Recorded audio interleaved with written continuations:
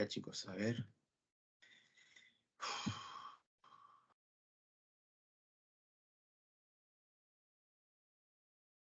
Hola Génesis, ¿qué tal? ¿Cómo estás?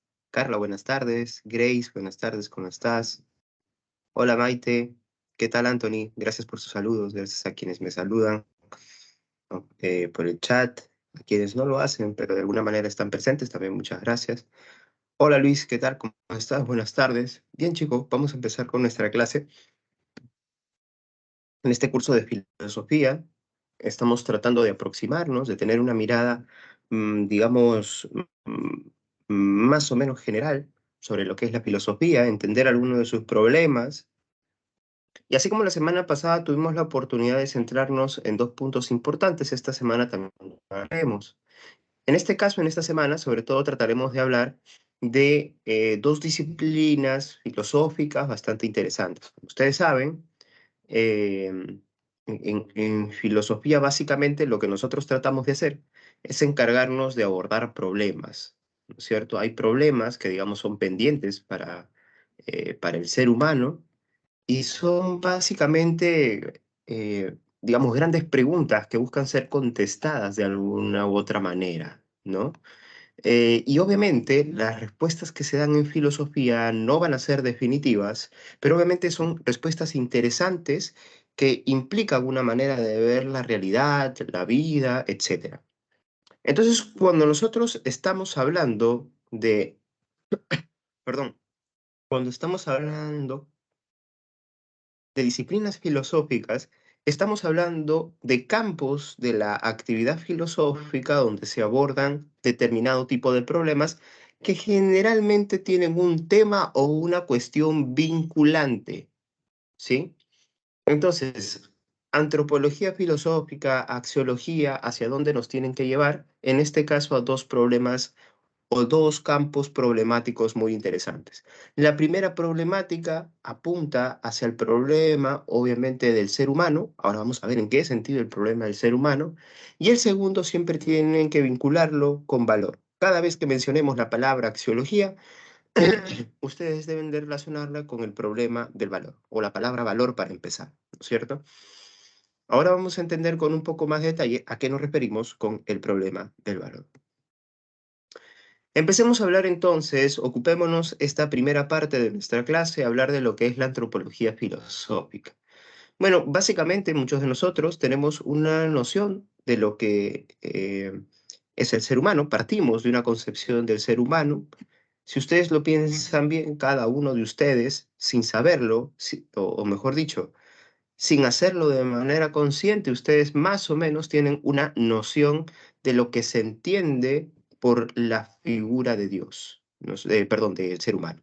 Y cuando hablamos de la figura del ser humano, queremos decir la interpretación que tenemos todo de lo que es el ser humano, ¿no? Entonces, la antropología filosófica, por ejemplo, ese es uno de sus grandes problemas. La pregunta de qué es el hombre, ¿sí? Obviamente, esta disciplina tiene dos grandes tópicos. Uno, el de la naturaleza o esencia del hombre, que se responde cada vez que se enfrenta a la pregunta de qué es el ser humano, y la otra, la pregunta acerca del sentido de su existencia.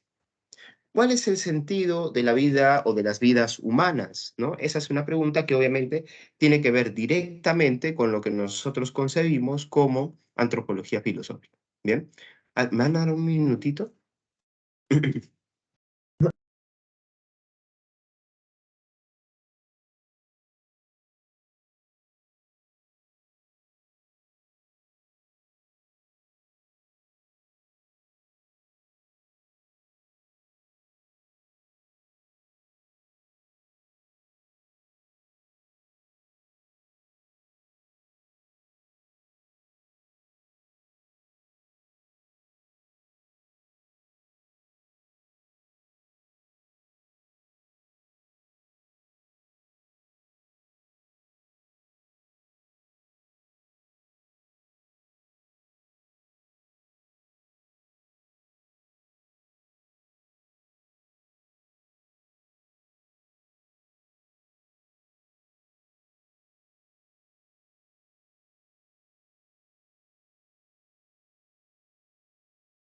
Ya.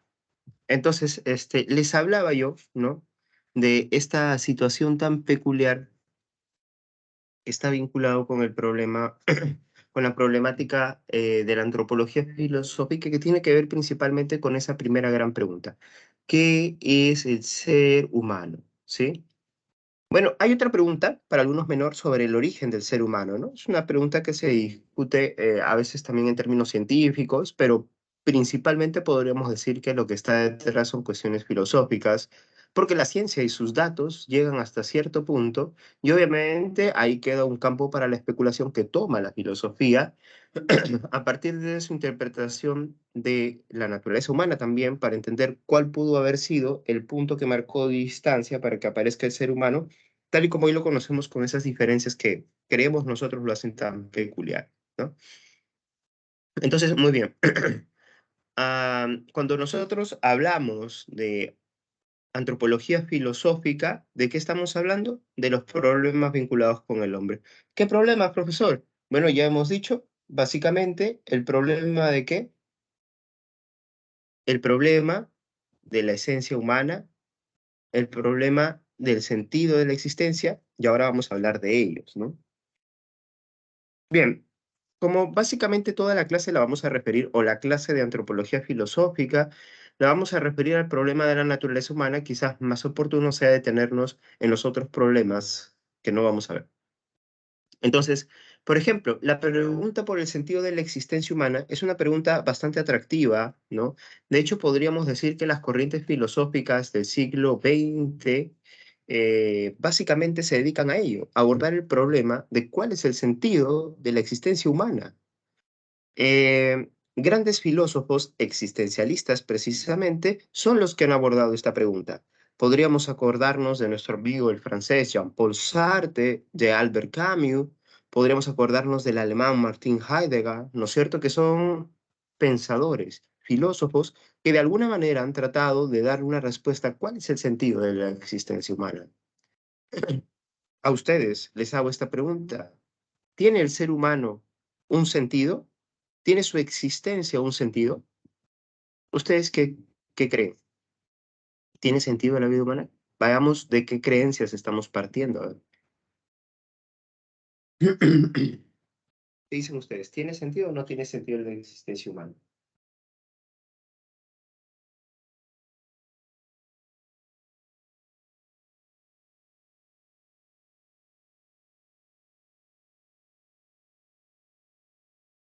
Génesis me dice que sí, ¿no? Biológicamente sí. Nacer, crecer, reproducirse y morir. ¿Ya? Carla me dice sí. Muy bien.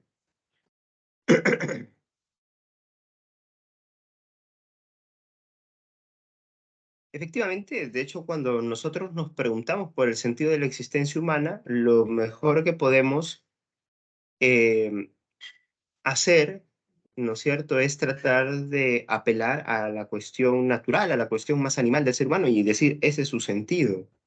Sin embargo, la naturaleza humana tiene una peculiaridad, que la naturaleza humana ha logrado desarrollar un gran contrapeso a los instintos, que es la razón, el uso del intelecto, el uso de la inteligencia, si ustedes quieren. Y entonces eso hace que cuando nosotros hablemos del ser humano, también nosotros tengamos que tomar en cuenta este detalle, que no es un detalle menor, ¿no es cierto? Que tiene que ver con qué, con la pregunta precisamente de si es suficiente para entender al ser humano apelar a su naturaleza animal, porque el ser humano parece ser algo más que eso. Y entonces es ahí donde cambia también la pregunta por el sentido de la existencia. Porque si el ser humano fuese solamente un animal, tampoco podría hacerse la pregunta por el sentido de la existencia. Y si me estoy haciendo esa pregunta es porque hay algo que no está cuadrando. Entonces parece que agotar la pregunta, perdón, en una respuesta que tiene que ver básicamente con el sentido de la existencia humana es, ¿no?, lo que ustedes me han comentado, pues puede ser insuficiente o puede ser reduccionista para algunos, ¿no? Es por eso que estos filósofos que he mencionado, los existencialistas, dicen, la naturaleza no nos dice tampoco lo que tenemos que hacer, porque nosotros, por curioso que sea, podemos decidir, por ejemplo, no reproducirnos. Profe, pero no podemos decidir si nacer o no nacer. No podemos decir si crecer o no crecer y si morir y no morir. Bueno, sobre la muerte hay algunas discusiones, ¿no?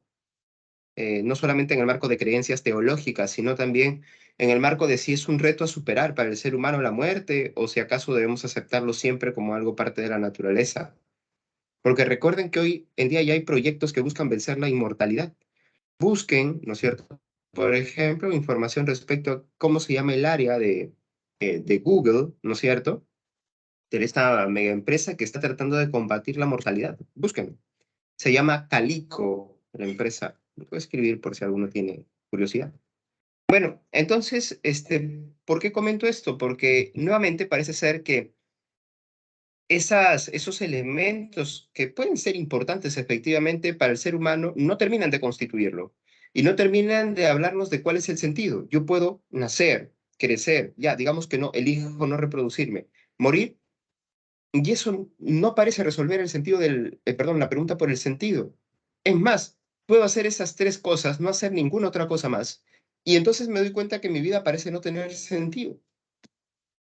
Incluso agrégale reproducirte. ¿Para qué vine a este mundo? Entonces solamente vine a tener hijos y a condenarlos a pasar por la misma incógnita que yo he tenido. Una incógnita que, dicho sea de paso, no he podido responder. Ese es el punto interesante. ¿Te das cuenta? Entonces, siendo así las cosas, eh, estos filósofos existencialistas dicen es que cuando nos preguntamos si la vida humana tiene sentido, estamos buscando un sentido previo a la existencia humana, ¿no? Me explico, estamos básicamente haciendo algo muy curioso. Lo que estamos haciendo es pensar que debe existir una especie de sentido para mi vida, un objetivo para mi vida preconcebido o previamente construido. Por eso buscamos la respuesta en la naturaleza. Piénsenlo ustedes con detenimiento. ¿Acaso nosotros venimos con algo, un manual o algo inscrito en nuestro cuerpo que nos diga qué es lo que tenemos que hacer con nuestra vida? No, ¿verdad? Ni siquiera la naturaleza, como es visto, es suficiente para satisfacer esa búsqueda de sentido del ser humano. Por eso no se puede agotar precisamente en la naturaleza, en esas funciones instintivo-biológicas que tenemos, ¿cierto? Entonces, ¿qué es lo que estamos básicamente acá tratando de reconocer? Algo muy importante.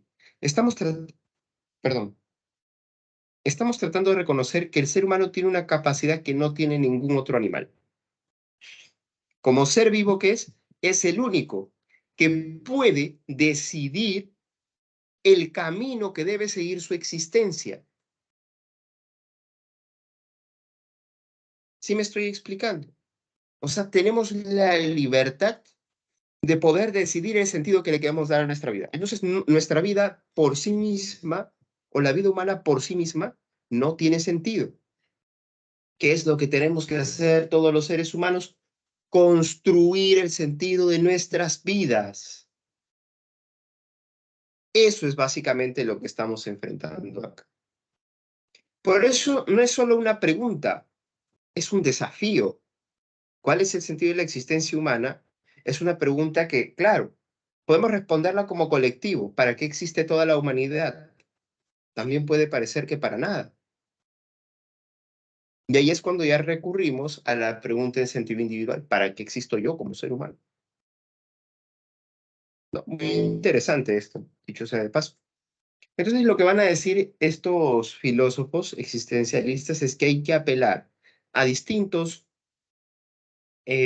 momentos importantes de la vida para poder decir y decidir qué es lo que hace a la vida humana propiamente una vida con sentido. Por ejemplo, Jean-Paul Sartre piensa que es la angustia. Cuando tú vences la angustia de vivir es cuando tú empiezas a encontrarle sentido a la vida.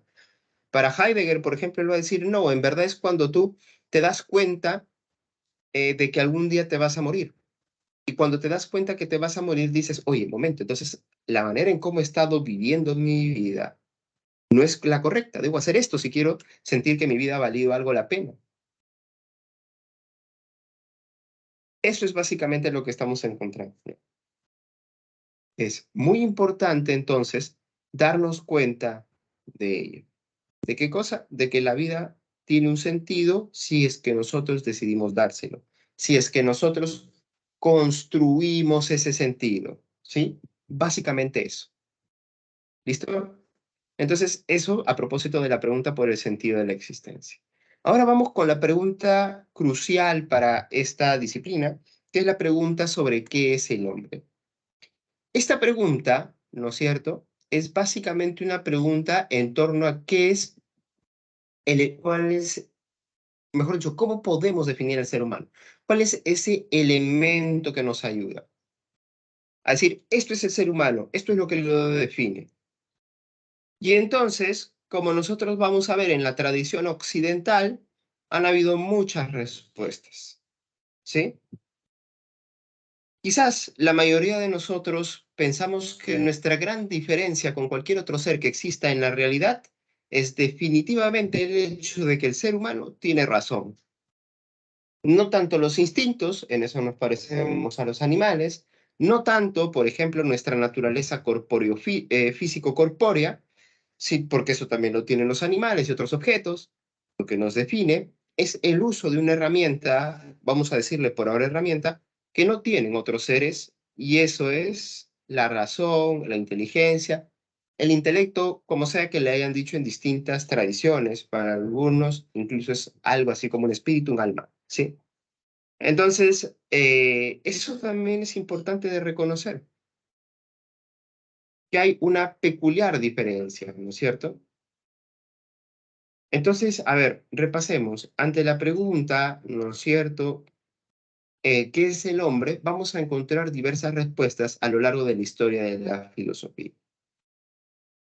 Para Platón, el hombre es una especie de combinación entre alma racional y un cuerpo imperfecto, ¿sí? Esa es la sugerencia de Platón en diversos diálogos. Pero la que nos interesa ahora es la respuesta que va a dar nuestro amigo Aristóteles, ¿no? Aristóteles, de hecho, dice algo bastante interesante. Aristóteles lo que va a decir es que básicamente podemos reconocer que el hombre es un animal, efectivamente, pero es un animal peculiar porque es racional y social. A ver, va así la cosa más o menos. Según Aristóteles, si nosotros vemos al ser humano, vamos a dar cuenta que se parece muchísimo a otros animales en un sentido. ¿En qué sentido? En que al igual que otros animales, el hombre, ¿qué es lo que tiene? Básicamente, la posibilidad, ¿sí? Disculpe.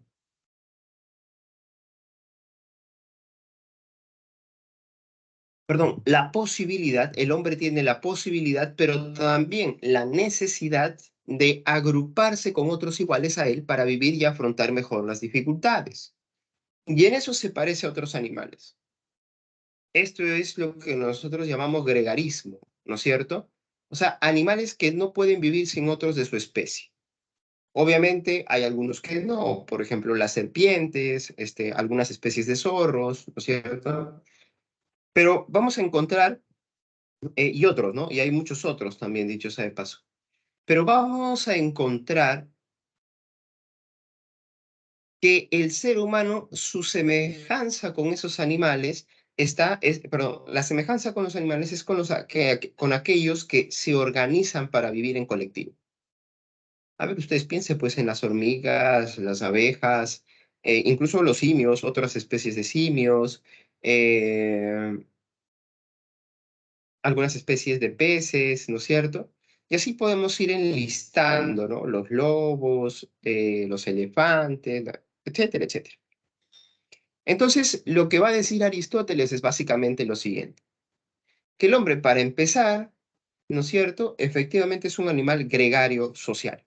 Pero hay una particularidad, porque lo que dice nuestro amigo, así es, justo a eso iba Anthony, lo que dice Aristóteles es que el hombre es un zoon politikon. un animal político. Y político encierra efectivamente el vivir en colectivo, pero algo más, que a diferencia de otras especies animales que viven en colectivo, piensen ustedes cómo es que se organiza ese colectivo.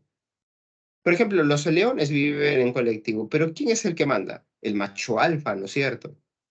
El que es superior en fuerza física. Y en el ser humano, no, ¿verdad? Nos organizamos de formas distintas. De hecho, tratamos de comparar a los seres humanos, ¿no es cierto?, con esos animales. Y así pensamos que en la sociedad también existen machos alfas y demás. Pero en todo caso, lo que deberíamos reconocer es que no existe un macho alfa, sino muchos machos alfa. Y eso ya no es una comparación muy precisa, entonces, con los grupos de animales como los leones.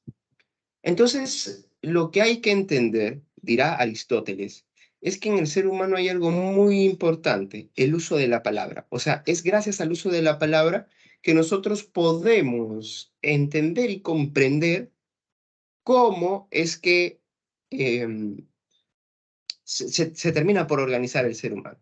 No gobierna el más fuerte. Puede ser el más astuto, pero no el más fuerte. No dejamos que lidere aquel que tiene, por ejemplo, o preferimos evitar en muchas ocasiones los seres humanos que nos gobierna el que usa una fuerza o una violencia excesiva, porque sabemos que eso no ayuda a mantener en orden las cosas ni ayuda a asegurar la supervivencia. Entonces, lo que nosotros predomina es principalmente el uso de qué cosa, de la razón para pensar en consecuencias, en elementos que están en el medio. Entonces, Aristóteles que dice, el hombre es básicamente un animal que efectivamente es social, pero también hay que reconocerle esta racionalidad. Porque esta racionalidad es la que hace que se organice de una forma tan peculiar como lo hace. Sin eso no podríamos reconocer al ser humano. Y es por eso que Aristóteles añade una porción de información que es muy importante para entender su pensamiento. Aristóteles que dice, el ser humano nace con un objetivo, ¿sí? Y ese objetivo es la felicidad. Y es que hay que recordar algo en Aristóteles. Aristóteles ha planteado algo que ustedes deberían recordar, su famosa teoría de la sustancia, ¿sí? Y entonces, ¿qué encontramos en esa teoría de la sustancia? Ups, se me fue otra vez. Caramba.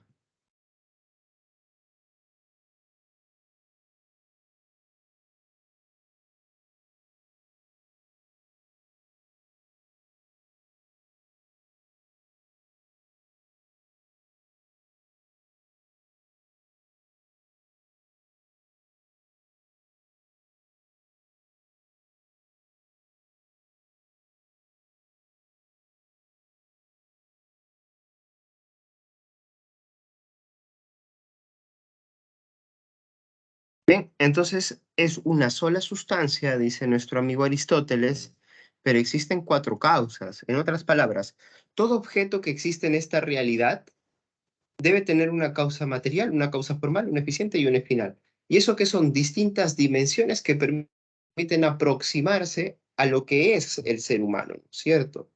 Y a lo que es cualquier objeto de la realidad. Entonces, por ejemplo, si yo tengo este lápiz, ¿no es cierto? Puedo hablar de su causa material, de su causa formal, de su causa eficiente y de su causa final. ¿Cuál es la causa material del lápiz? Pues probablemente el grafito, el carbón que está ahí dentro, la madera, este pedazo de metal que se ha usado para esta parte superior, etcétera. Todo esa es su causa material. Pero no es un lápiz solamente por el hecho de que estén estos elementos. Yo puedo tener estos elementos, pero fíjate, si no tiene la forma, no es un lápiz. Por eso se vuelve importante la causa formal. Luego la causa eficiente. ¿Qué es la causa eficiente? ¿Cómo apareció este lápiz acá? En otras palabras, ¿quién hizo el lápiz? Entonces acá tenemos que ver quién es el fabricante, ¿sí? Esa sería su causa eficiente. Y su causa final sería, ¿qué cosa? El objetivo para el cual ha sido hecho. Y en este caso, en el lápiz, su causa final es escribir, ¿no es cierto? Manchar con carboncito, con lo que sea. Siendo así las cosas, entonces tenemos las cuatro causas: causa material, causa formal, causa eficiente y causa final. ¿Sí?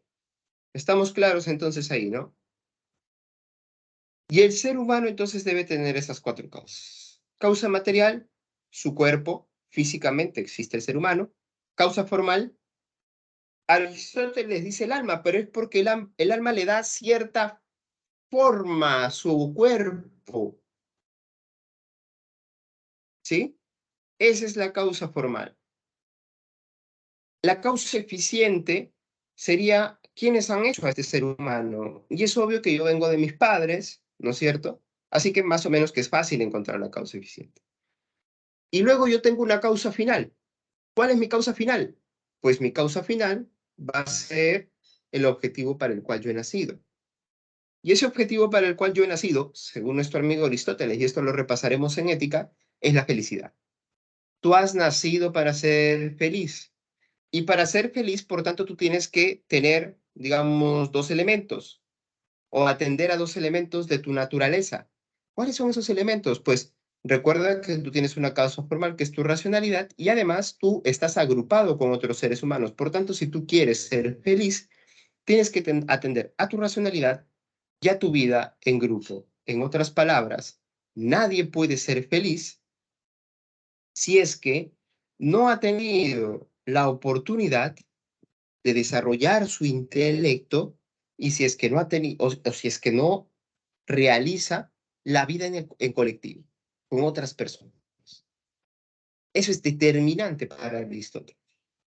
Oye, ¿cómo vas a ser feliz si, por ejemplo, sales a la comunidad, ¿no? Y eres odiado, por ejemplo. Te odian porque hiciste una serie de actos malévolos contra otras personas. Oye, ahí tú es imposible que digas que tienes felicidad. Es prácticamente inconcebible, para decirlo de alguna forma. Y eso es lo que está diciendo básicamente Aristóteles. Necesitas del colectivo y necesitas del uso de tu razón. Y es por eso que nuestro amigo Aristóteles va a decir, el hombre más sabio es el hombre más feliz, porque el hombre sabio es como si fuese un dios. ¿Por qué un dios? Porque está consigo mismo generando conocimiento. Y en ese momento en que genera conocimiento, no depende de nadie ni de otro. Eso es lo que dice nuestro buen amigo Aristóteles. Genial, ¿no? Dicho sea de paso. Muy bien, entonces hasta aquí Aristóteles. Quiero saber si hay alguna pregunta, porque también hemos visto antes lo del problema del sentido de la existencia humana. Ahora estamos abordando la pregunta por el problema de la naturaleza humana, que es ¿qué es el ser humano? Y entonces ahí hemos visto la primera respuesta de Aristóteles. ¿Tienen, chicos, ustedes alguna duda, consulta, queja, comentario, opinión, confesión personal, declaración, alguno de sus compañeros, compañeras? Sí, no, este es el momento.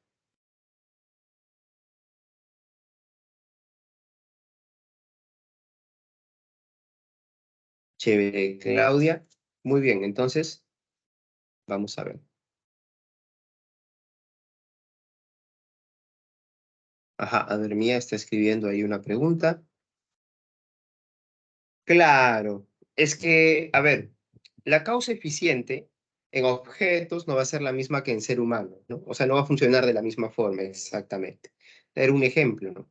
Pero, claro, no es que nuestros padres nos den nuestra utilidad, pero de alguna manera nuestros padres ayudan a preservar ciertos patrones conductuales, como por ejemplo buscar vivir en sociedad, buscar usar nuestra razón, ¿no? Entonces ellos son los que están transmitiendo eso al momento de nuestra creación, que es un momento que no queremos, como hijos no queremos saber cómo fue, ¿no es cierto? Pero eso es, ¿no? Sí, sí. Pero es una buena pregunta porque me permite hacer esta diferencia entre la causa eficiente para objetos y para personas, ¿no? Que no es lo mismo. Clarito, clarito, ¿está? ¿Se entendió?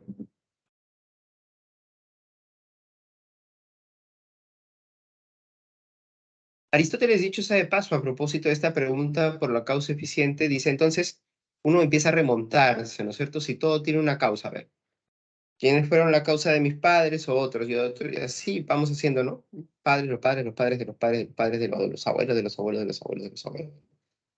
Y entonces lo que dice Aristóteles es, ¿en qué momento empezó? en algún momento tiene que haber empezado. Y para eso, dice Aristóteles, para que la cadena se mueva, tiene que aparecer algo que no tenga causa. Esto es lo que llama nuestro amigo Aristóteles, para que exista esta cadena, ¿no es cierto? Para que avance, tiene que empezar de algo. Y esto es lo que Aristóteles llama la causa incausada. Sin una causa incausada, no puede empezar una cadena. Es como las fichas de dominó, ¿no? ¿Por qué se cayó esta ficha? Porque la anterior la golpeó, y la anterior a esta, y anterior... Sí. ¿Pero qué pasó? Alguien tuvo que haber tocado la primera ficha. Y es por eso, esta es la idea que va a usar un famoso pensador medieval, un filósofo del medioevo llamado Santo Tomás. Y Santo Tomás va a usar la idea de la causa incausada y va a decir, ¿quién es la causa incausada? Pues no puede ser otro que Diosito, pues. O sea, la gran causa eficiente, si ustedes quieren, es el Jesús, ¿no es cierto? Eso es lo que te estaría diciendo en el fondo Aristóteles, según la versión de Santo Tomás de Aquino, ¿no? Pero bueno, en otras palabras, ¿qué es lo que está usando? La lógica de Aristóteles y le está dando un sentido teológico, ¿no? Pero Aristóteles nunca dijo Diosito es Diosito, no. Bien, entonces hasta ahí Aristóteles. Si ya no hay otra pregunta, entonces pasamos con el siguiente filósofo.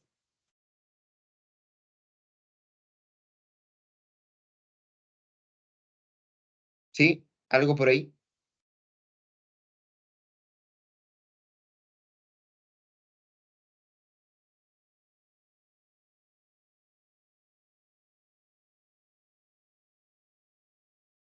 Gracias, Andrea. A ver, entonces pasemos a hablar del señor Carlos Marx, Carlitos Marx. A ver, ¿qué es lo que dice este filósofo? Creo que hoy en día cada vez más polémico, sobre todo en países donde hay un cierto retroceso cultural como en el nuestro, ¿no? Donde no se entiende que es un pensador más, pues y hay que tratar de manejarlo en un sentido académico, ¿no? Lo que muchas veces no se dice es que en las principales universidades del mundo son donde están los cursos más avanzados sobre Carlitos Marx, y no son universidades comunistas, no son universidades liberales, neoliberales, donde forman a economistas, ¿no es cierto?, que luego ingresan a trabajar en los manejos de grandes capitales y análisis macroeconómicos eh, cada vez más sesudos, ¿no? Y es que nunca se estudia un autor para convertirse a su religión, eso es una idea errónea, ¿no? Eso generalmente pasa cuando tenemos una visión religiosa de la vida, o una visión, mejor dicho, dogmática de la vida. Y claro, se teme más en un país donde no hay eficiencia crítica o eficiencia de pensamiento crítico, pero también se puede estudiar un autor para criticarlo, para darse cuenta de cuáles podrían ser los problemas y deficiencias en su pensamiento. No siempre se estudia un pensador para admirarlo, que hay algunos que lo hagan. Muy bien, ¿qué es lo que plantea este señor? Recuerden, Carlos Marx plantea más o menos algo así como la lógica o una idea de que explique todo el surgimiento del ser humano desde lo que él llama eh, materialismo dialéctico. ¿Qué quiere decir materialismo dialéctico? Que todo surge de la materia y todo lo que ha pasado con la materia es básicamente un enfrentamiento de fuerzas opuestas. ¿Sí? En otras palabras, por ejemplo, para que surja el ser humano tal y como es, ¿qué tiene que pasar? Que, por ejemplo, para que nosotros hayamos desarrollado este dedo oponible que nos es muy útil, ¿qué es lo que ha tenido que pasar? Que en algún momento tuvimos que volvernos animales manipuladores, o sea, que cogíamos y manipulábamos cosas, objetos.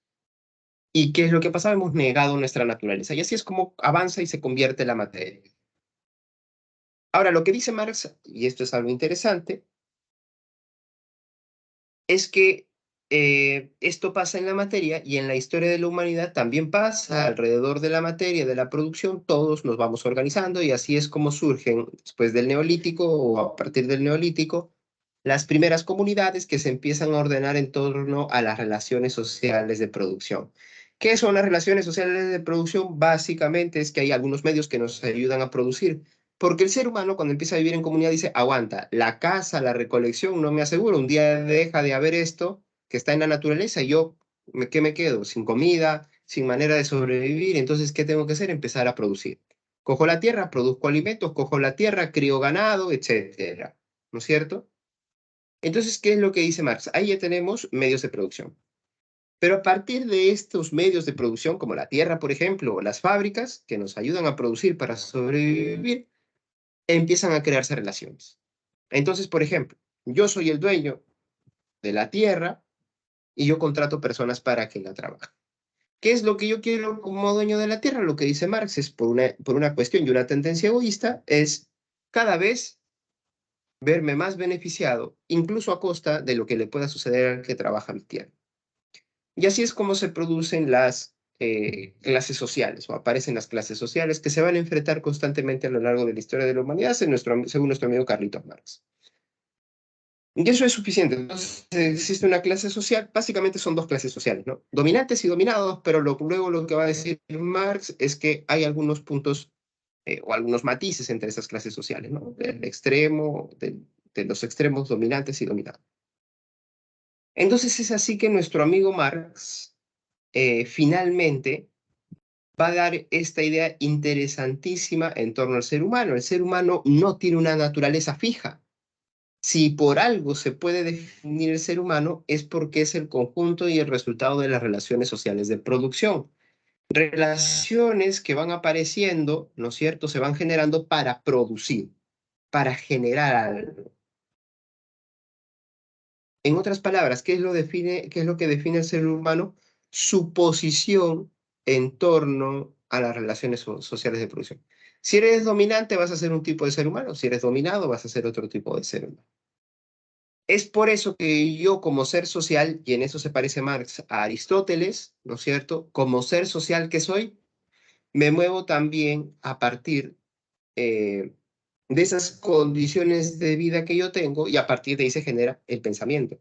Es lo que se llama la superestructura, ¿no? O sea, yo parto de una estructura, vivo en esta realidad, veo qué es lo que pasa, cómo se relacionan y a partir de ahí yo genero qué cosa, lo que yo llamo el ser, eh, perdón, mi conciencia social.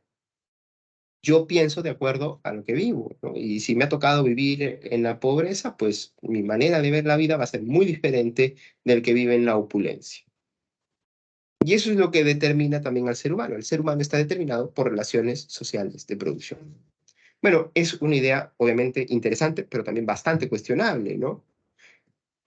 Después de todo, vamos a decir, entonces que el ser humano solo existió o empezó a existir desde que hubieron relaciones sociales de producción. O sea, eso es el ser humano. ¿Y qué pasa si algún día se agotan las relaciones sociales de producción? ¿Podría pasar un escenario así para empezar? Si pasase que dejaría de existir el ser humano y eso que sale, esa nueva especie, deja de ser humana, ¿no? Entonces el hombre, fíjate, o el ser humano es definido por sus relaciones productivas, ¿no? Y eso es algo muy, pero muy interesante en el pensamiento en general, en la filosofía, pero también, como digo, a veces eso que es muy interesante puede ser también altamente cuestionable, ¿no? O sea, puede ser objeto de grandes cuestionamientos. ¿Listo? ¿Hasta ahí alguna pregunta en torno a Carlitos Marx? Si no, pasamos a hablar de otros dos filósofos. ¿Sí?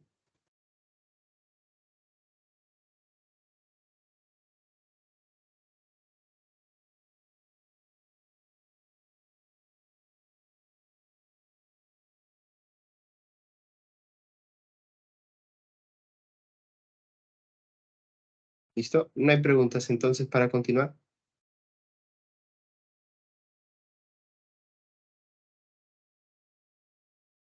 Muy bien, Carla, muchas gracias.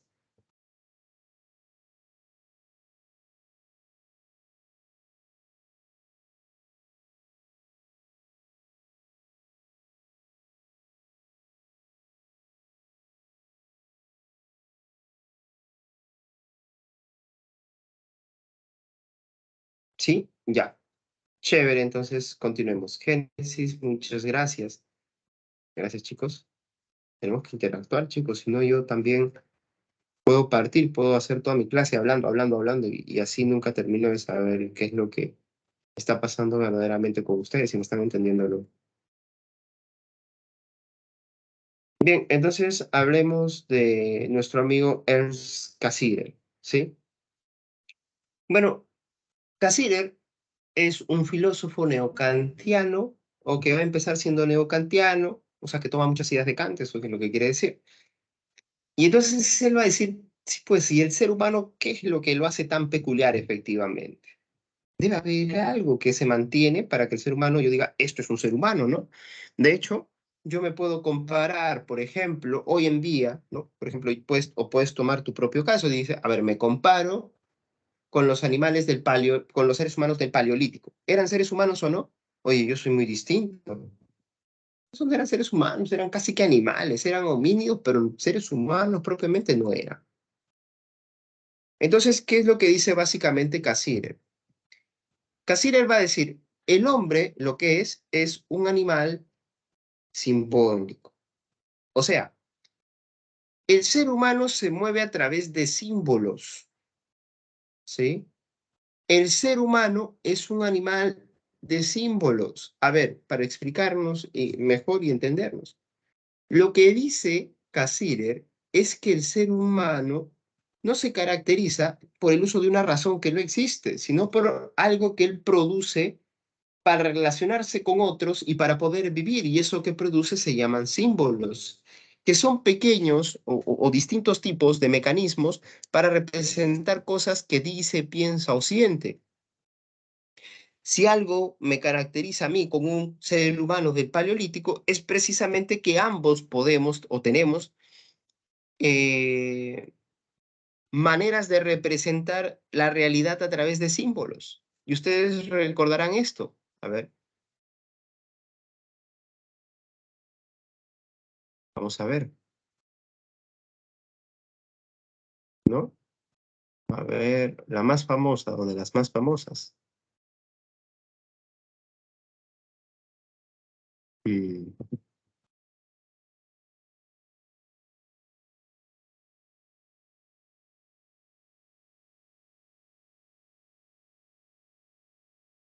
¿no? Ustedes recordarán este tipo de elementos artísticos del Paleolítico, o si no me equivoco, del Paleolítico, ¿no? ¿Qué es lo que tenemos ahí, profe? Un hombre cazando, alguien cazando con un arco y una flecha, lo que parece ser, profesor. Puede ser, pero también démonos cuenta de un detalle, que en este caso lo que nosotros estamos teniendo es la representación de la realidad. El ser humano tiene esta posibilidad, así es, las pinturas rupestres, Andrea. Entonces, eso es muy interesante, ¿no? Porque básicamente lo que yo estoy dándome cuenta es de que el ser humano tiene la posibilidad, a diferencia de cualquier otro animal, ¿no es cierto? Tiene la posibilidad de objetivar el mundo, pero además de representarlo simbólicamente. Entonces, esos símbolos los seres humanos los tenemos por grandes cantidades.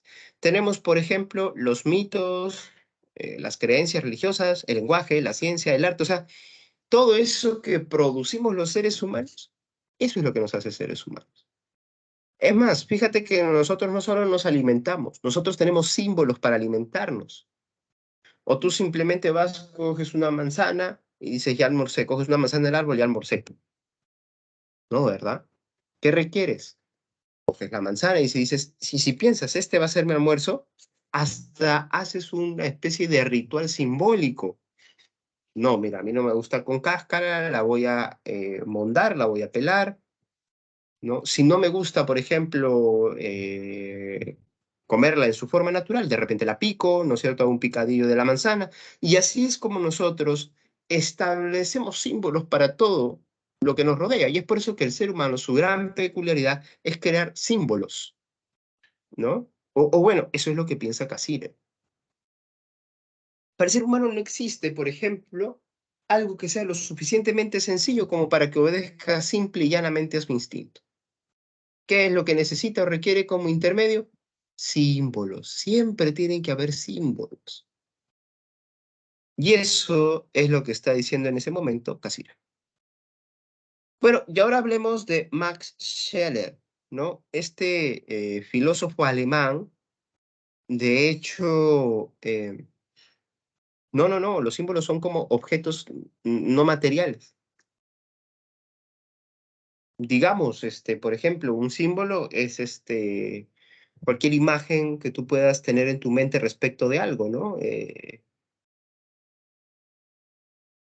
Por ejemplo, ¿no? Tú, por ejemplo, un símbolo, tú caminas por la avenida, ¿no es cierto? Y ves eh, por ejemplo, sin necesidad de que haya algo escrito, pero lo escrito también sería un símbolo, ¿no es cierto? Tú ves, por ejemplo, la imagen, ¿no? Esta imagen, por ejemplo,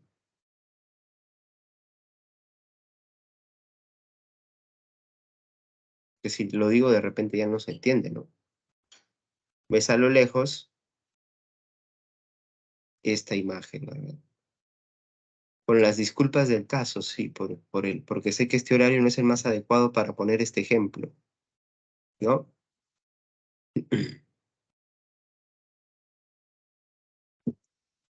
Ves esa imagen a lo lejos, fuera de un establecimiento. ¿Qué te das cuenta?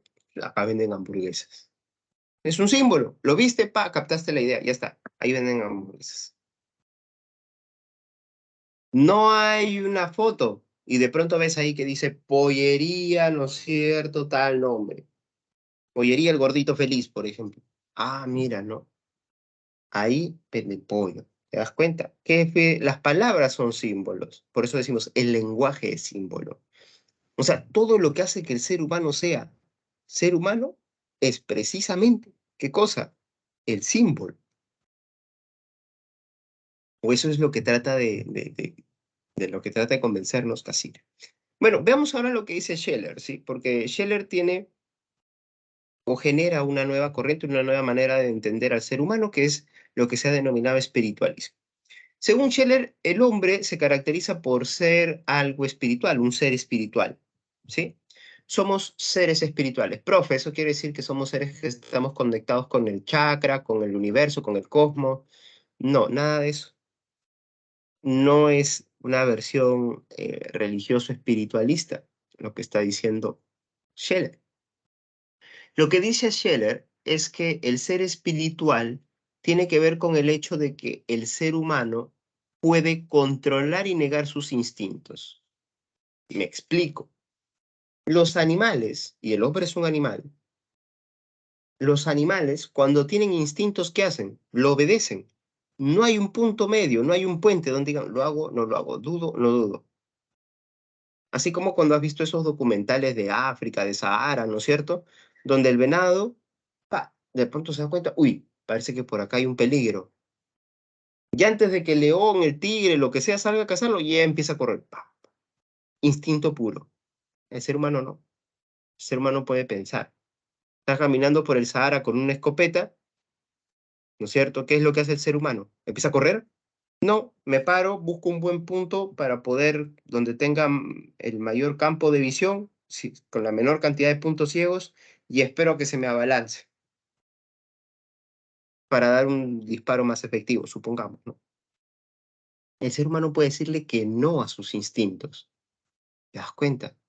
Y eso para Scheller es lo clave y es lo que hace que el ser humano sea efectivamente un ser espiritual. ¿Y cómo llegamos a decirle que no es nuestros instintos? Bueno, básicamente porque nosotros tenemos tres características según Scheller. Primero, tenemos autonomía existencial o libertad. O sea, nadie nos dice qué hacer, qué no hacer, ¿no es cierto? Nosotros mismos determinamos nuestra voluntad. Segundo, nosotros podemos objetivar o representar el mundo. Nosotros, y acá le está dando un poco la razón a Cassirer, nosotros, los seres humanos, tenemos qué cosa? Nuestra capacidad de ver, por ejemplo, veo hacia allá, ¿qué es lo que veo? Un león, un tigre. Ah, eso es un león o un tigre. Le pongo la palabra león conformado por determinadas letras que también son símbolos según Cassirer, ¿no es cierto? L-E-O-N, con tilde en la O. León, ¿cierto? La palabra, ¿no es cierto? Me ayuda también a representar u objetivar el mundo. O sea, no solamente estoy en contacto, interacción con el mundo, sino que cuando dejo de estar en interacción con el mundo, puedo seguir haciendo referencia a él. Esto es una botella, un tomatodo, ¿no es cierto? Un tomatodo, muy bien, no ves el tomatodo, pero te sigo hablando del tomatodo, de sus propiedades. Chicos, el tomatodo, mire, este tomatodo que tengo ayuda a conservar el agua tantas horas en esa temperatura que tenía el líquido. Oh, qué bien, ¿no es cierto? Entonces, ¿qué es lo que nos estamos dando cuenta con Scheller? Que básicamente el ser humano puede decir, esto es el mundo. Y además podemos también darnos cuenta de que así como puede objetivar algo de fuera, puede objetivar su mundo interno, porque el ser humano tiene autoconciencia. Y así tú mismo puedes decir, no he podido dormir, estoy preocupado. Te das cuenta de algo tuyo, de algo que tú tienes. O puedes también llegar a decir, ¿no es cierto? Eh, no quiero ir a esa reunión, voy a estar aburrido. Eres consciente de lo que está en juego para ti o de lo que puede terminar estando en juego para ti. Y eso es lo que está diciendo básicamente aquí Shell, ¿no es cierto? El hombre es un ser espiritual porque tiene autonomía o libertad, él decide qué hacer, puede objetivar y representar el mundo, y puede también objetivar y representar su mundo interno, lo que llamamos autoconciencia, puede estar en contacto consigo mismo. Bien, chicos, vamos a dar ahora la pausa, vamos a abrir nuestro espacio para el receso y por favor, después del receso, vengan con sus preguntas, su batería de preguntas sobre lo que hemos visto de Cassirer y de Scheller, ¿sí? Si tienen preguntas sobre Cassirer y Scheller, me las traen para después del receso. Aprovechen, por favor, bien sus 5 minutos, levántense, estiren las patitas, vayan a caminar, coman algo, despiértense o traigan su rico lomito saltado, su locro, lo que sea que les hayan hecho de comidita. Sí, aprovechen por favor sus 5 minutos. Volvemos a las 2:06, 2:07 más o menos, ¿sí? Porque los 5 minutos a veces, además de que se van muy rápido, también uno no calcula con tanta exactitud, ¿sí? Así que a ver, a las 2:06 estamos acá.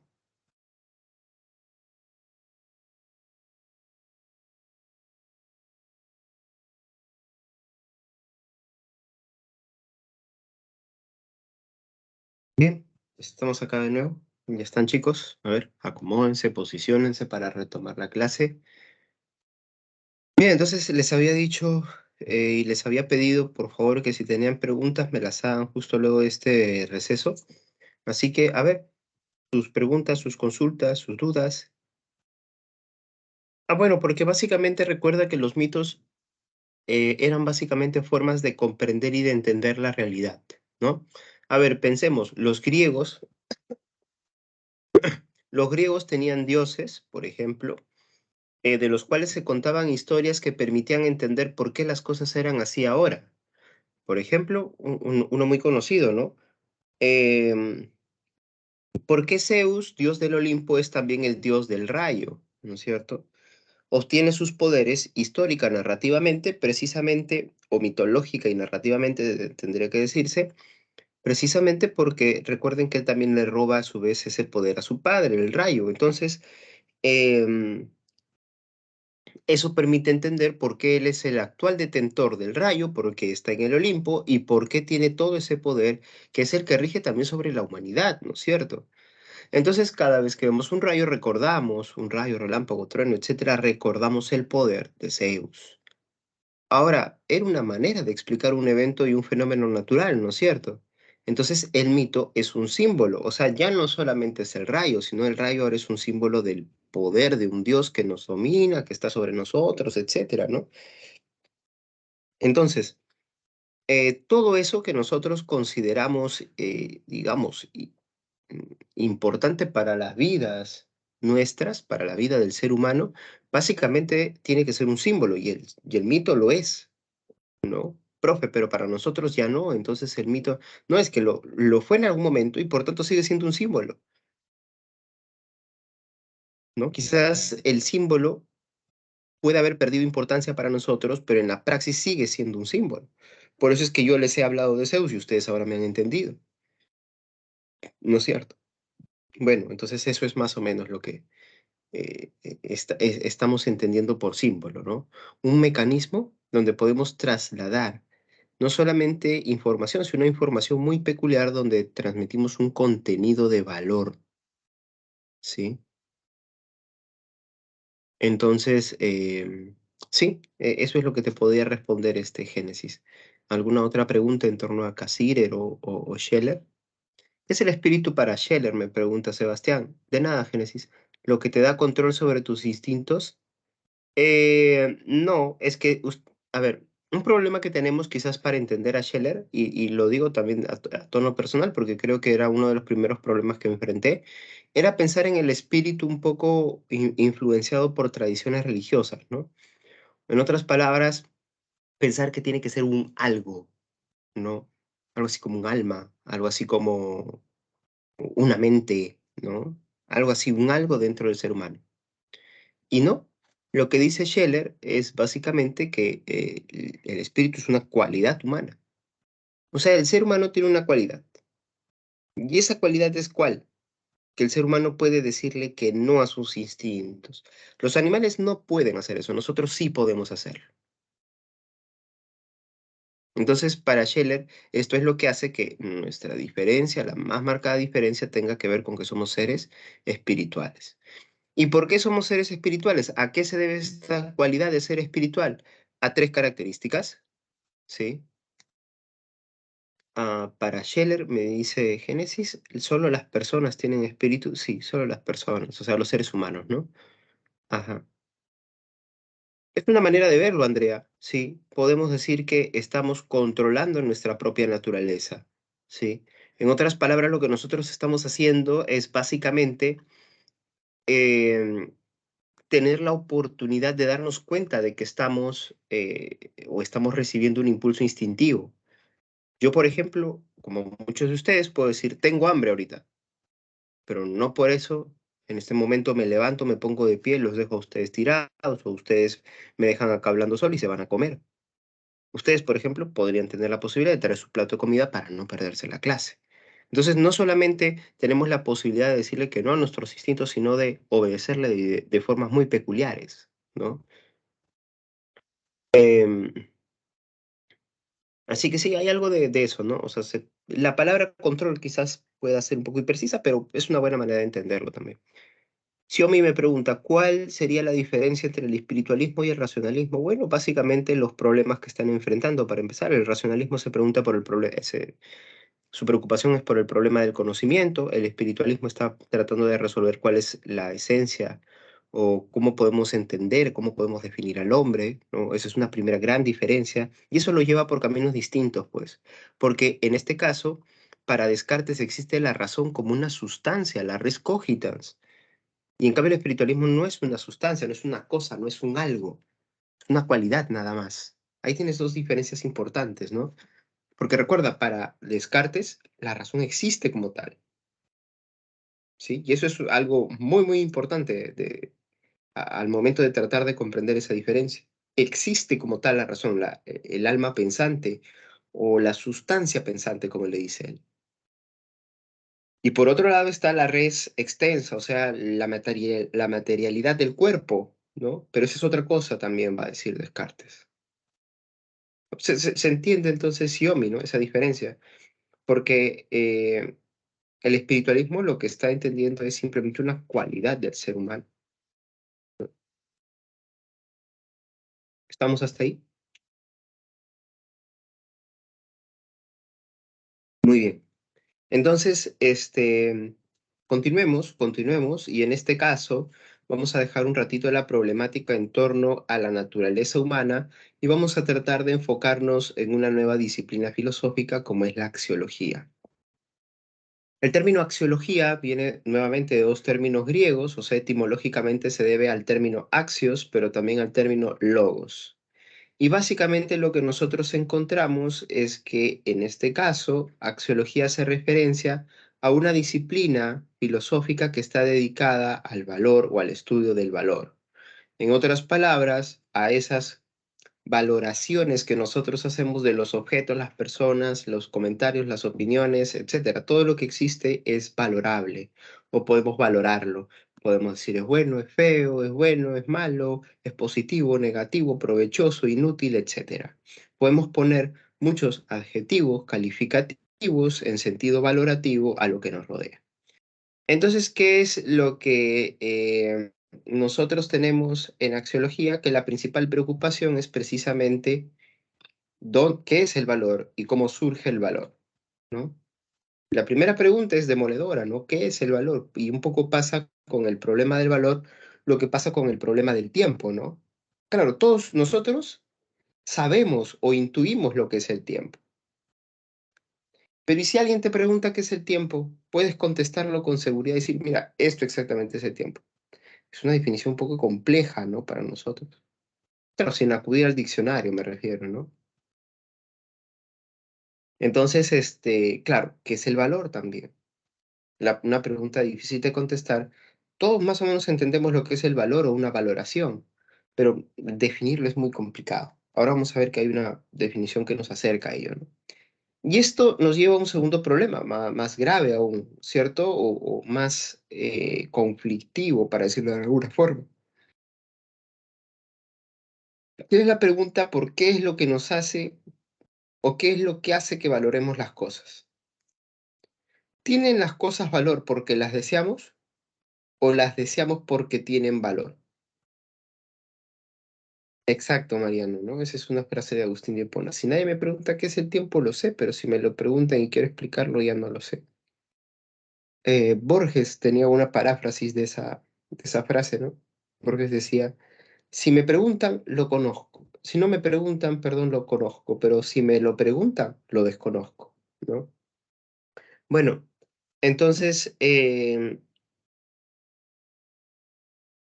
cuando nosotros nos preguntamos o nos hacemos estas preguntas, nos movemos entre estas dos preguntas, si tienen valor las cosas porque las deseamos o las deseamos porque tienen valor, estamos preguntando dónde surge el valor. ¿Es el valor algo que surge subjetivamente o es el valor algo que surge objetivamente? Subjetivamente, ¿por qué?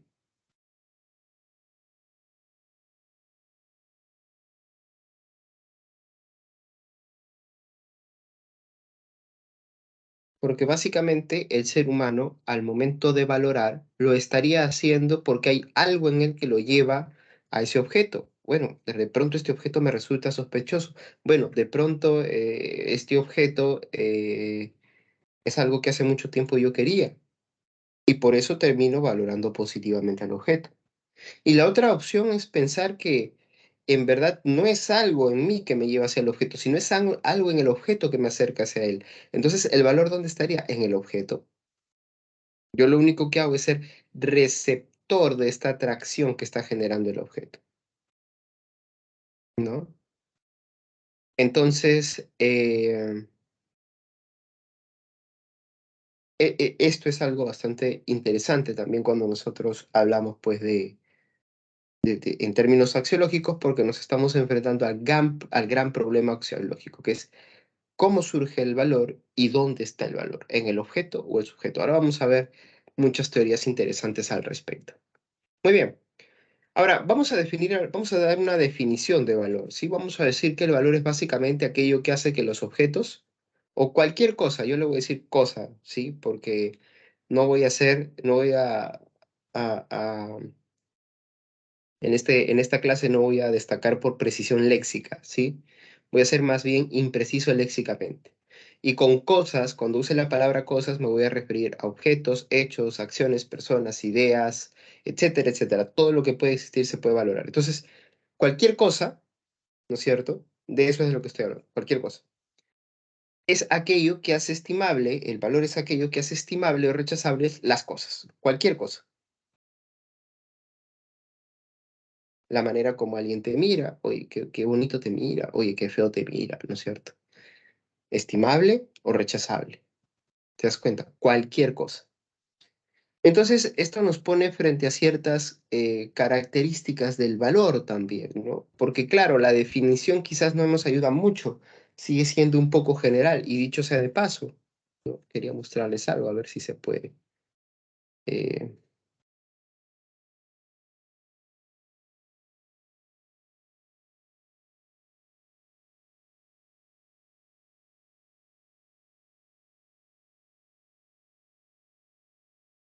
para que vean que no les miento.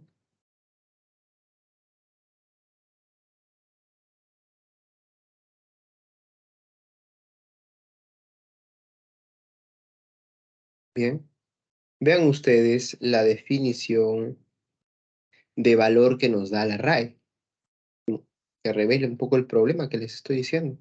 La primera, segunda y tercera definición, como ustedes pueden ver, son definiciones que tienen que ver con el valor como lo estamos entendiendo, porque es una palabra polisémica, ¿no es cierto? Muchos significados y sentidos. Y el sentido 4 y 5 es con valor de valentía, ¿no?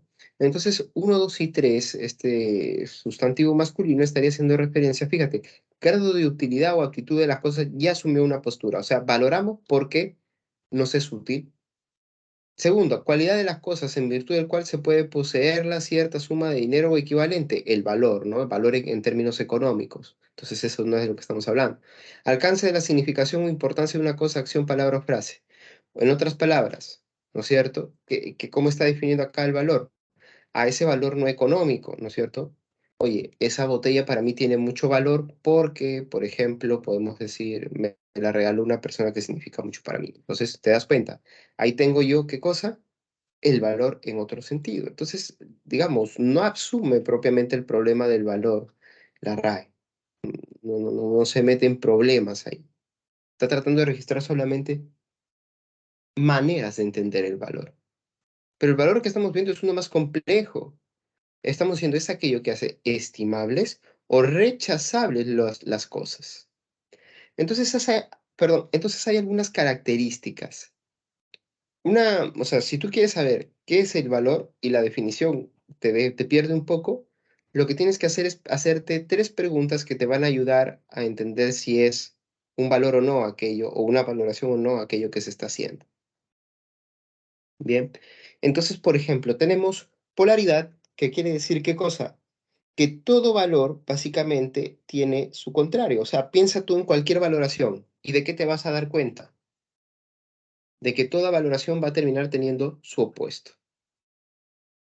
A ver, piensen ustedes en un valor que no tenga su opuesto. O tratemos de encontrar algún valor que no tenga su opuesto. Incluso cuando no tienen palabras, terminan teniendo su opuesto, ¿no? Un buen sueño es una valoración positiva del sueño. No tenemos palabra para eso, pero sabemos que hay un buen sueño. Mientras tanto que una ensoñación mala sí tiene palabra. En castellano le llamamos pesadilla, ¿no es cierto? Pero ya, todo término valorativo tiene su opuesto, no léxicamente hablando, sino conceptualmente. Yo me imagino su opuesto.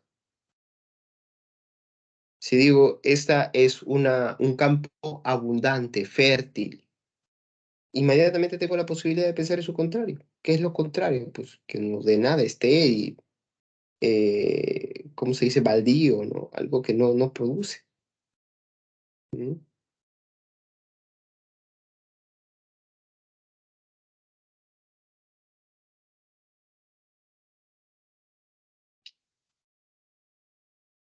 Bien.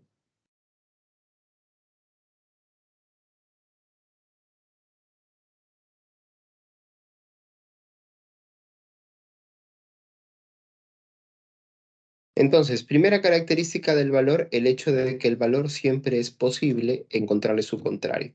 Todo aquello que existe se supone tiene su contrario, ¿no? Entonces, ahí tenemos la primera característica del valor. Segunda característica del valor, obviamente, la gradualidad. ¿Esto qué quiere decir? Que el valor, obviamente, no solamente se va a presentar entre opuestos, quiero decir, no solamente se reduce a un blanco y negro, esto sí, esto tiene aquello, no tiene aquello, ¿no? Sino que cuando nosotros estamos hablando también del valor, estamos hablando de qué cosa, de la intensidad con la que se presenta un valor, la gradualidad, justamente, ¿no?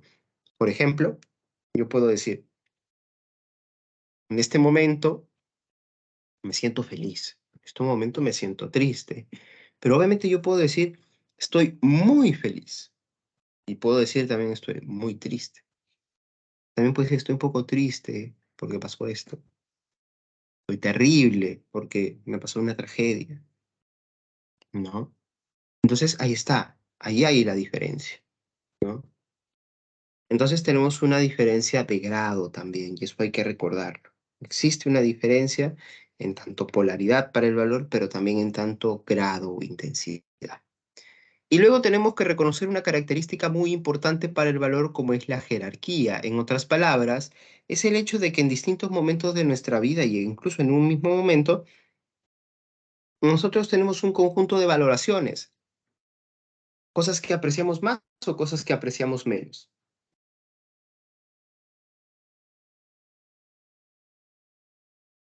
Y en eso que nosotros hacemos, ¿qué es lo que encontramos?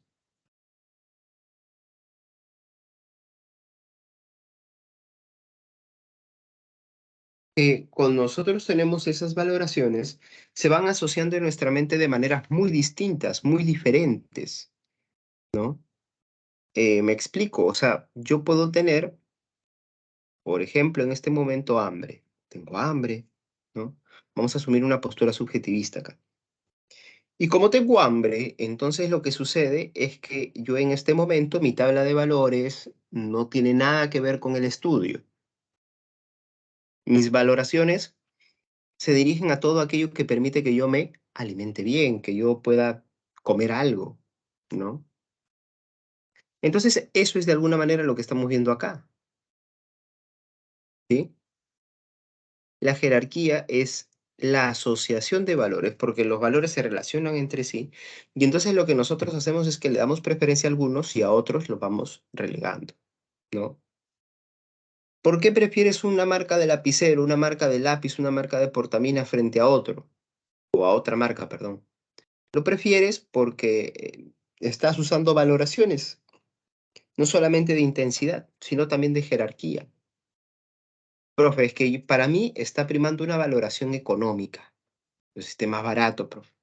No, profe, para mí la verdad está primando más bien una valoración estética, esté más bonito.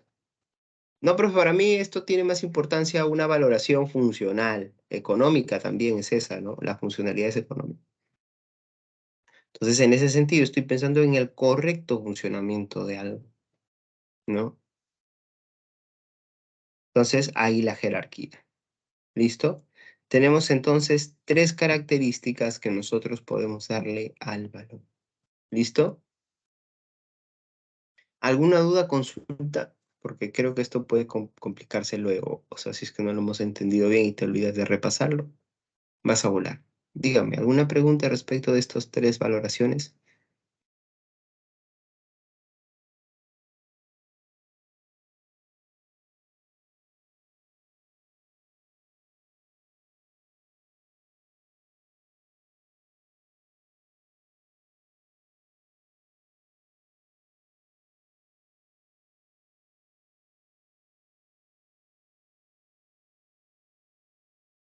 Sí, puede considerarse jerarquía, sí. Porque el grado tiene que ver con intensidad, sí. O sea, yo puedo decir un mismo valor, ¿no? Esto es más bueno o menos bueno, por ejemplo. Por ejemplo, yo puedo decir en torno a una sola valoración. A ver, oye, mira ese carro, qué feo. Ah, no, pero yo he visto uno más feo. Intensidad. Estoy comparando dos autos, pero respecto de la misma valoración, el feo y el más feo, ¿cierto? Pero fíjate que en el caso de jerarquía, yo no estoy comparando el mismo valor. Simplemente un valor supera a otro a pesar de su diferencia. ¿Qué tomaste en cuenta para comprarte la laptop? Ah, bueno, no, yo consideré, por ejemplo, y ahí tus valores se van ordenando. Unos dominan a otros. ¿Qué fue lo último que pensaste? Pucha, lo último que me importó fue, por ejemplo, la cantidad de puertos USB, o sea, su conectividad, si tú quieres. Ya ves, esa valoración quedó relegada. ¿En qué fue lo que más pensaste? En la velocidad del procesador, en la calidad de su, este, de lo que sea, ¿no? De su memoria RAM, etcétera, ¿no? Etcétera. Entonces ahí yo estoy comparando qué cosa, elementos.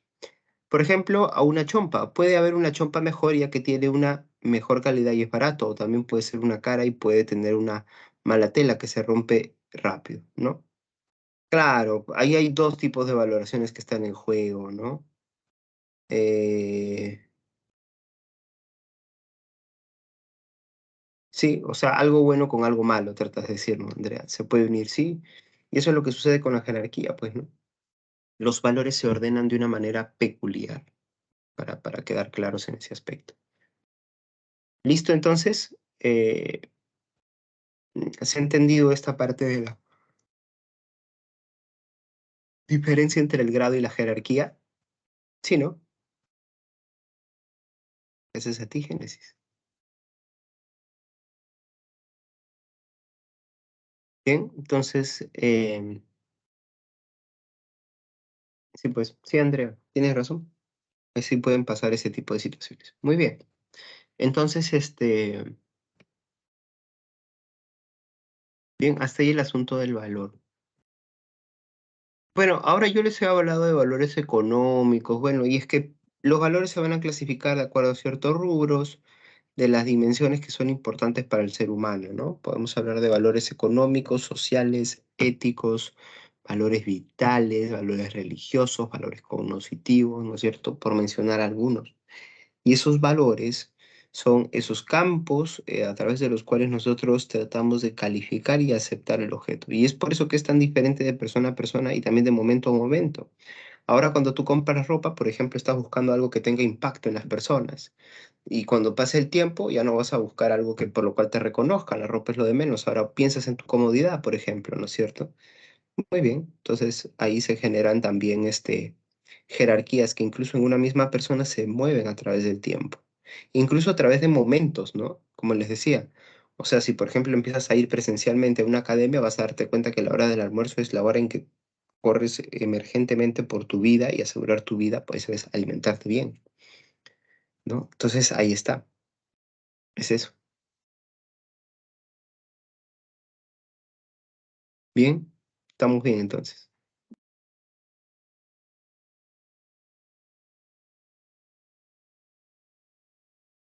Ya está. Bien, continuemos entonces. Entonces, hace un momento, voy a retroceder un ratito. Si hace un momento vimos esta pregunta, ¿dónde está el valor? ¿Tienen valor las cosas porque las deseamos o las deseamos porque ya tienen valor de por sí? O sea, ¿hay un valor en ellas que me atrae o es que acaso yo tengo algo en mí que me dispone hacia ellas? ¿Dónde está esa disposición al valor? Bien, entonces vamos a hablar acá de subjetivismo y de objetivismo, que son básicamente dos perspectivas en torno al valor, ¿sí? Bien, empecemos a hablar del subjetivismo. Chicos, acá les voy a pedir un minutito nada más. No se vayan, por favor. Quiero tomar un...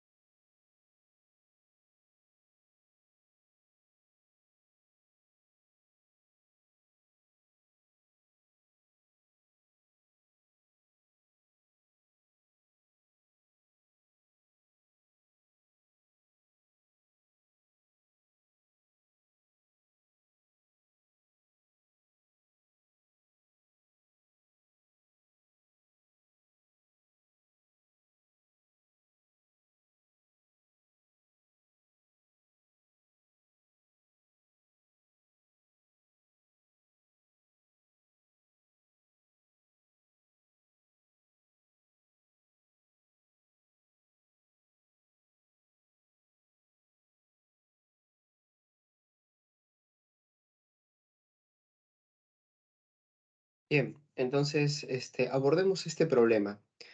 Bien, la postura subjetivista sostiene, o las posturas subjetivistas, porque no hay una sola, hay muchas, sostiene principalmente que el ser humano contiene, ¿sí? O conlleva las causas para generar el valor. O sea, el ser humano es el que crea el valor. Y en ese sentido, no es que las cosas tengan valor en sí mismo, sino que tienen valor porque el ser humano generalmente las desea por algo. Y entonces ahí vamos a encontrar distintas posturas subjetivistas. Por ejemplo, Aristóteles, ¿qué es lo que va a decir? Bueno, nosotros deseamos y generamos valor en tanto las cosas aporten a nuestra felicidad. Cuando aportan a nuestra felicidad, porque hemos visto que para Aristóteles es importante que algo contribuya a nuestra felicidad y por tanto nosotros lo que buscamos es la felicidad. Y en ese sentido, todo lo que contribuye a ello, muy bien, va a ser bueno. Ahora, entonces ahí lo que nosotros tenemos es que para Aristóteles las cosas adquieren valor porque el ser humano considera que esas cosas aportan a su felicidad. ¿Por qué este libro que he descubierto es bueno? ¿Por qué lo considero bueno? Porque ha aportado a mi felicidad. Ahora es un libro que voy a llevar conmigo en la mente, en la memoria y que considero un libro indispensable, ¿no? Entonces, esto es lo que a nosotros nos ayuda básicamente a entender también que el valor en las posturas subjetivistas surge a partir de algo vinculado con la condición humana. En el caso del eudemonismo aristotélico, nos dice que es porque buscamos felicidad. Porque esta casa que yo estoy viendo en este momento, la considero una buena casa. Oye, la consideras una buena casa porque esa casa aporta tu felicidad. Ah, mira, sí, pues debe ser eso, ¿no?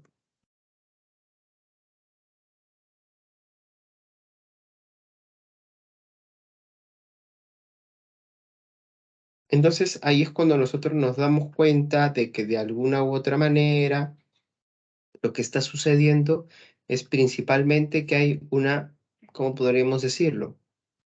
Una posición donde el ser humano ocupa el papel protagónico en el acto de la valoración. Cuando yo estoy valorando, básicamente, ¿qué es lo que yo estoy haciendo? Cuando yo estoy valorando, estoy imponiendo al objeto, oye, tú eres bueno por esto. Así sucede en la casa, tú eres bueno porque aportas a mi felicidad. Según Epicuro, vamos a ver postura subjetivista, ¿sí? Lo vamos a apuntar, subjetivismo.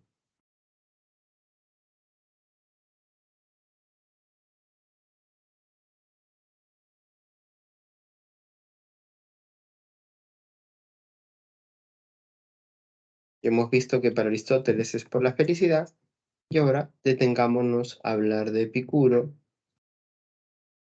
para quien lo que hace que las cosas adquieran valor es que aporten placer. Cuando te aportan placer es cuando tú puedes decir entonces que esa cosa es buena. Oye, ¿por qué esta casa, no es cierto, es buena? Oye, mira, porque está techada de tal forma que cuando llueve no te mojas, no quedas expuesto a la intemperie, a los cambios climáticos y por tanto a los efectos negativos sobre tu salud. Ah, ya voy entendiendo. Entonces es por eso. Según Epicuro, tiene que ver principalmente con el hecho de que algo te aporte placenteramente algo, ¿no es cierto? La casa en este caso está aportándome placer, ¿sí? Entonces, en lo que están diciendo estos señores básicamente están reconociendo el hecho de que, o perdón, en lo que está diciendo Epicuro, básicamente lo que está reconociendo es el hecho de que cuando se trata, ¿sí? Cuando se trata de valoraciones, lo que nosotros tenemos es principalmente que éstas solamente pueden surgir a partir del componente subjetivo, en este caso del placer. En otros casos, como el de Aristóteles, tiene que ser la felicidad. Bien, entonces, a ver, hablemos, sí, listo, hablemos de una postura más, pero si hay alguna duda, consulta, por favor me lo hacen llegar.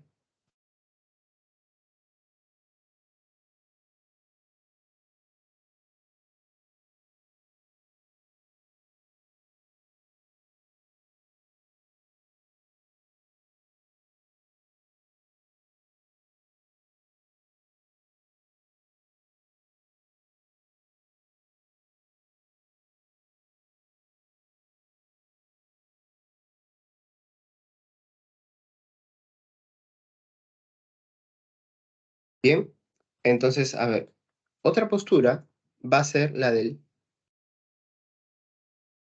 gracias, Andrea, muy amable. Y la pregunta que nos podemos hacer es, ¿qué es lo que dice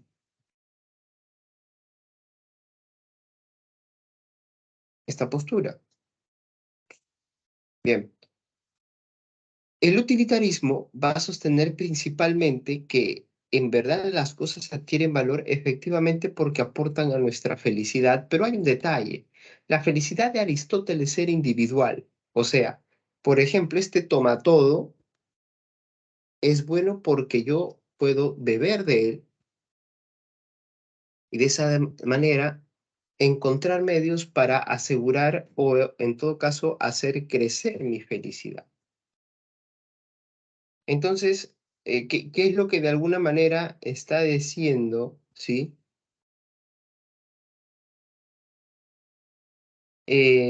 Un autor como Mill, ¿no? Mill, el padre del utilitarismo, va a decir qué cosa. Bueno, o bueno, perdón, no el padre, el máximo representante del utilitarismo, va a decir, bueno, es que en verdad nosotros valoramos a partir de que algo genere felicidad no a una persona, sino al colectivo.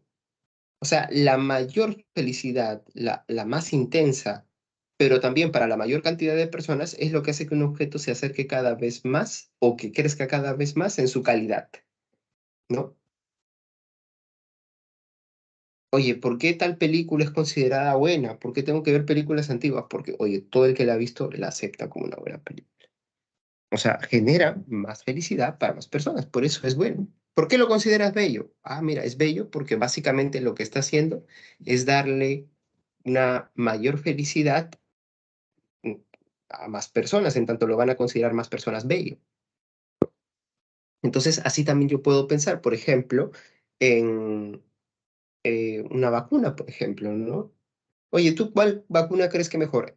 Esta vacuna de acá, la vacuna A, que solamente le sirve a personas con determinado tipo de sangre y que dura un corto tiempo, o, o esta vacuna B que ayuda o que se le puede poner a las personas con todo tipo de sangre y que también tiene una duración, perdón, y que tiene una duración mediana, no tan corta.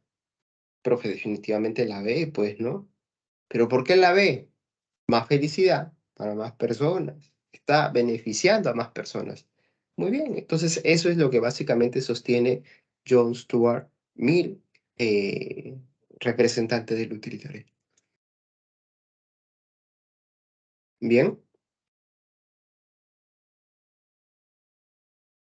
entonces hablemos ahora de una última escuela subjetivista que es la del emotivismo. Acá el representante es Alfred Ayer. A ver,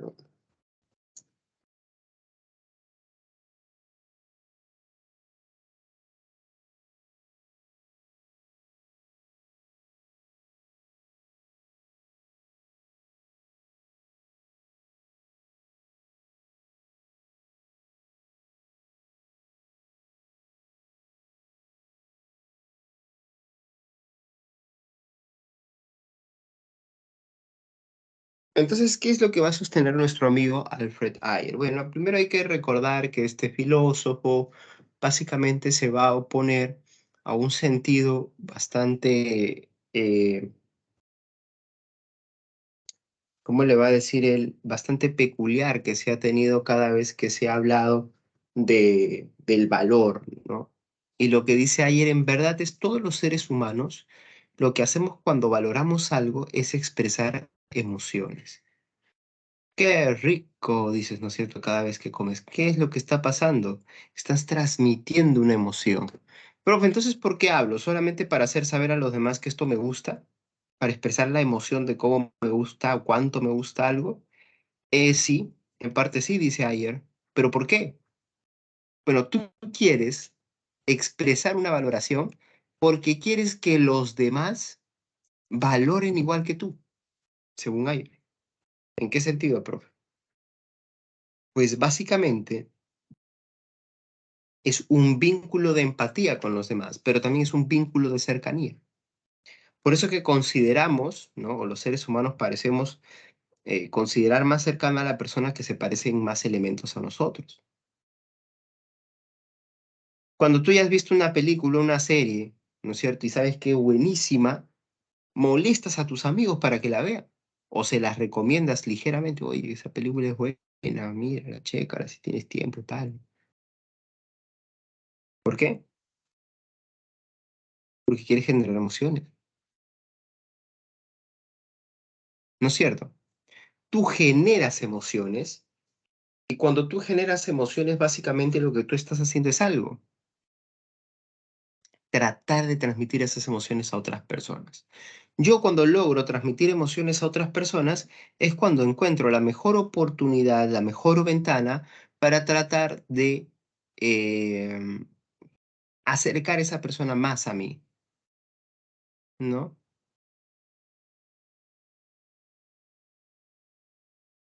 Entonces, ahí es donde nosotros tenemos la postura subjetivista de Ayer, que ya lo llevó netamente al campo de las emociones.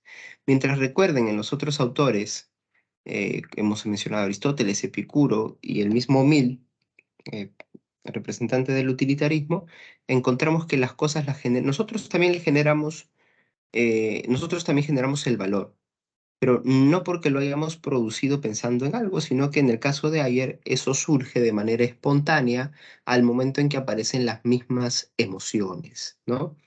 Y es entonces así como nosotros encontramos que de alguna u otra forma lo que está diciendo Ayer es una crítica a todo lo que antes ha sucedido, porque él lo que está reconociendo finalmente es que los valores surgen, de principio, a partir de un criterio casi que racional en el ser humano, ¿sí?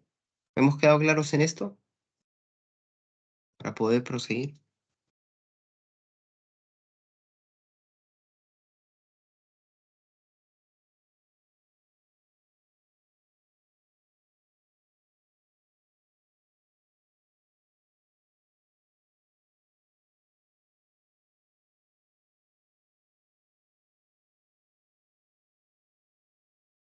Sí, todo claro, Génesis. Bien, muchas gracias. Entonces, continuemos. Bien. La postura subjetivista, recuerda. Vamos a repasar rapidito, ¿sí? A ver, ¿por qué Aristóteles diría que la casa es buena? Porque yo genero ese valor porque aporta a la casa mi felicidad. Epicuro, ¿qué diría? Es buena la casa porque aporta o me da placer. ¿Qué diría, por ejemplo, un utilitarista? En verdad, la casa es buena porque toda persona y todo ser humano, en tiempos como este sobre todo, o sea, más intensidad y mayor cantidad de personas, se sentiría feliz viviendo en una casa. Además, en una casa no vive uno solo, pueden vivir varios, entonces está aportando más a la felicidad colectiva. ¿Qué diría Alfred Ayer sobre la casa? Diría, es que en verdad, a ver, es valiosa la casa porque me genera emociones que quiero transmitir a otras personas, ¿no? Alegría y demás, ¿no? Por eso me tomo fotos con mi casa, lo subo. No quiero generar envidia, quiero compartir desde mis emociones personales algo. Y quiero que los demás cuando lo vean también sientan emociones similares. ¿No? Entonces ahí tenemos a Ayer. Entonces, ¿por qué la casa es buena? Porque genera emociones buenas. Bien. Y ahora vayamos a la postura objetivista. Sí, postura objetivista. Si hasta aquí alguien tiene una duda, por favor, es ahora.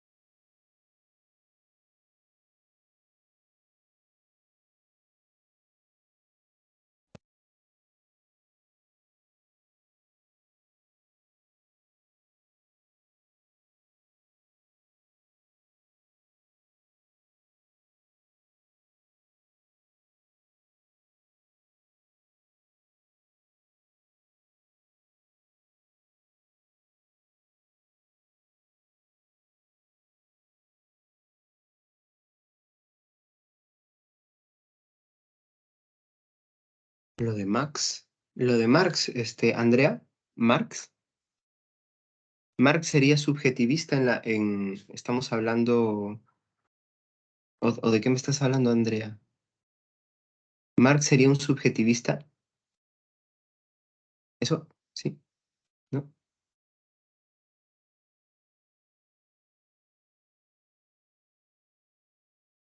Ah, bueno, Marx sería, sí, en parte un subjetivista, sí. Aunque recuerda que los valores se desprenden de la clase social, ¿no? O sea, para Marx, lo que determina tu forma de ver el mundo y por tanto tu manera de valorar también ¿sí? Es principalmente el hecho de que cuando tú ves algo, ya estás determinado por las condiciones de tu clase. Ah, Max, ¿te refieres a máxima felicidad que yo había? Sí, o sea, máxima felicidad quiere decir la máxima felicidad. ¿Y cómo se calcula la máxima felicidad? Cuando afecta a más personas y en mayor intensidad. Más intensidad y a más personas, más felicidad, para decirlo de esa forma, ¿no? Intensidad en la felicidad. Para más personas, esa es la clave. Eso es lo que tenemos que buscar. Particular a general. Al revés. O sea, creo que ahí lo estás enfocando un poquito mal, Andrea, porque recuerda, lo que estamos tratando de decidir es qué es lo que hace que un objeto sea bueno. ¿Qué es lo que hace que un objeto sea bueno? Simplemente que beneficia a más personas en mayor intensidad. Si eso sucede, es más bueno. ¿Sí? Muy bien, entonces vayamos con la postura objetivista. ¿Qué es lo que dice la postura objetivista? A ver, según el objetivismo, para empezar, los valores ¿estarían dónde? Los valores estarían en las cosas y no somos los seres humanos los que los generamos. De nada, Andrea, más bien gracias a ti. Muy buena pregunta. Eh, los valores no están saliendo de ti, están en las cosas. Tú los captas nada más. Entonces los valores no cambian, son absolutos, son objetivos, porque no hay un ser humano que los esté modificando, están en las cosas. Entonces, por ejemplo, en el ejemplo de la casa, un objetivista que diría, esta casa es útil por sus propiedades, pero ¿de quién son las propiedades? De la casa, ¿no? A ver, pongámoslo en estos términos. Claro, voy a compararlo, por ejemplo, con un subjetivista como Mill, ¿no? A propósito de lo que preguntaba Andrea. Entonces, ¿por qué es buena la casa? Porque aporta más felicidad, digamos, a mi persona, a mí y a mi familia. Más felicidad, la máxima felicidad. Entonces, ¿qué diríamos como objetivistas que si fuésemos objetivistas? No, no es por eso. En verdad, es valorada positivamente la casa porque es una casa que está bien hecha. Una casa mal hecha, una casa destruida, deja de aportarte eso. Entonces, deja de tener el valor. El valor no está en ti, el valor está en las propiedades de las cosas. Y eso sobre todo, estamos hablando del objetivismo, ¿sí? Estamos hablando del objetivismo y esto lo vamos a encontrar principalmente en Spencer, Spencer y su apuesta llamada naturalismo, ¿sí? ¿Qué dice principalmente el naturalismo? Que son las propiedades o la naturaleza de las cosas las que determinan el surgimiento del valor. A ver, tanto que la casa depende de ti para que valores, destruye la casa. ¿Qué pasa si destruyes la casa? Ya no te es útil ni a ti ni a nadie más, pues. Entonces el valor estaba en la casa. Además, ¿qué puedes hacer? A ver, si depende de ti el valor de la casa, desaparece de este mundo. Viene alguien, pasa, ve la casa y que dice, ah, esa casa es buena, yo quiero esa casa. Entonces no es un componente subjetivo, hay algo que se mantiene ahí, esos valores se mantienen. ¿Y por qué? Porque la casa sigue teniendo la propiedad. Cualquier persona que encontrase esta botella en estas condiciones va a encontrar que es una botella útil, ¿no es cierto? Porque tiene valores según Spencer, ¿no es cierto? Que no dependen del sujeto, sino de las propiedades del objeto mismo. Eso es lo que está diciendo en este caso Spencer. Y luego estaría la postura de Platón, que yo no la voy a mencionar con mucho detalle, sí, lo voy a mencionar nada más, que también sería un objetivista, pero se le llama objetivismo idealista. ¿Por qué? Porque básicamente lo que va a decir Platón es que las cosas tienen valor porque en algún momento el valor cae en la casa. O sea, por ejemplo, esta casa a mí me parece buena, una buena casa porque está bien hecha, como en este caso, ¿no es cierto? Mientras la casa está bien hecha, el valor o la idea de casa buena se posiciona sobre esta casa. Pero la casa se destruye y esa idea de casa buena se va de la casa. Se va a otra casa que sí esté buena, si tú quieres. Entonces, lo que está diciendo básicamente Platón es que efectivamente los valores están más allá del ser humano y se mueven en los objetos de acuerdo a cómo van funcionando sus propiedades, ¿no? Bien, entonces, ¿listo hasta acá?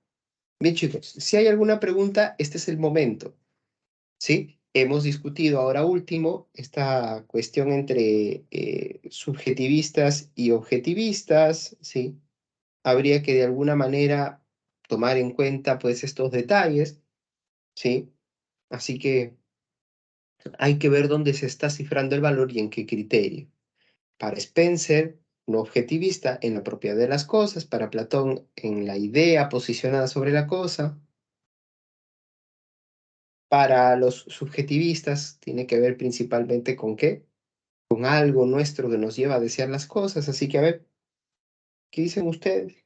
¿Hay alguna pregunta, alguna consulta para terminar nuestra clase?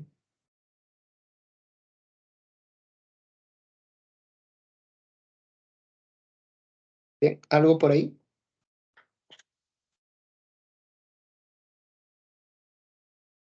Está todo claro, profesor. Gracias. Muy bien, muchas gracias. Gracias también a ti, Génesis. Muy bien, muchas gracias. Entonces, chicos, si no hay ninguna duda, ninguna consulta, igual recuerden que la próxima clase de arranque ustedes me pueden acribillar con sus preguntas, así que háganlo nada más, con toda la confianza del mundo. Y ahora, para poder tener y disfrutar de nuestro almuerzo tranquilos, pues nos vamos de una vez, ¿sí? Nos vamos a quedar hasta acá, chicos. Ya saben, simplemente les muestro las claves. Siempre revisen la lectura, revisen los ejercicios, no se olviden de ello, ¿sí? Entonces, hasta acá nos quedamos.